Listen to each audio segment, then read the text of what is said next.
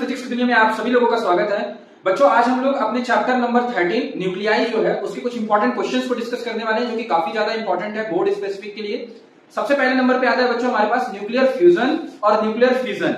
इन दोनों के बारे में अच्छे से आपको पता होना चाहिए, इनका डिफरेंस भी आपको पता होना चाहिए। दूसरा जो इंपॉर्टेंट क्वेश्चन है बच्चों, वो आपको डेफिनेशंस पॉइंट ऑफ व्यू से आपको पता होना चाहिए कि भाई आइसोटोप्स क्या होते हैं, आइसोबार क्या होते हैं, ये सब पता होना चाहिए। तीसरा जो महत्वपूर्ण क्वेश्चन है बच्चों, वो ये है आपको बाइंडिंग एनर्जी के बारे में पता होना चाहिए। उसका जो आपके बुक में कर्व बना हुआ है, वो कर्व की एनालिसिस आपको सारी पता होना चाहिए, क्योंकि उससे ऑब्जेक्टिव्स भी आपके पूछे जाते हैं। जो हमारे पास चौथे नंबर पे महत्वपूर्ण क्वेश्चन है बच्चों, वो ये है कि न्यूक्लियर फोर्स के बारे में आपको कैरेक्टरिस्टिक वगैरह पता होना चाहिए और रेडियो एक्टिविटी की आपको डेफिनेशन पता होना चाहिए।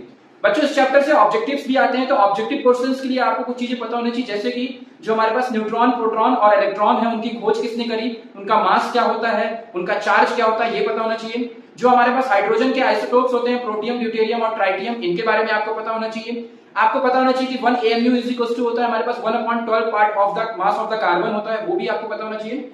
आपको बच्चों ये भी पता होना चाहिए कि जो हमारे पास न्यूक्लियस का साइज है, न्यूक्लियाई का साइज होता है, वो फर्मी लेवल का होता है। Radius is equal to r0 a की पावर 1/3। बच्चों, आपको कुछ फार्मूले और पता होने चाहिए, जैसे कि आइंस्टीन की मास एनर्जी इक्वेशंस E बराबर mc², ये पता होना चाहिए।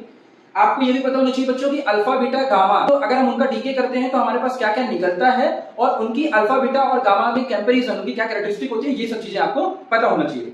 आपको बच्चों ये भी पता होना चाहिए कि बाइंडिंग एनर्जी पर न्यूक्लियन सबसे ज्यादा किसकी होती है, आयरन की होती है, A बराबर 56 होता है जिसका, ये भी आपको पता होना चाहिए।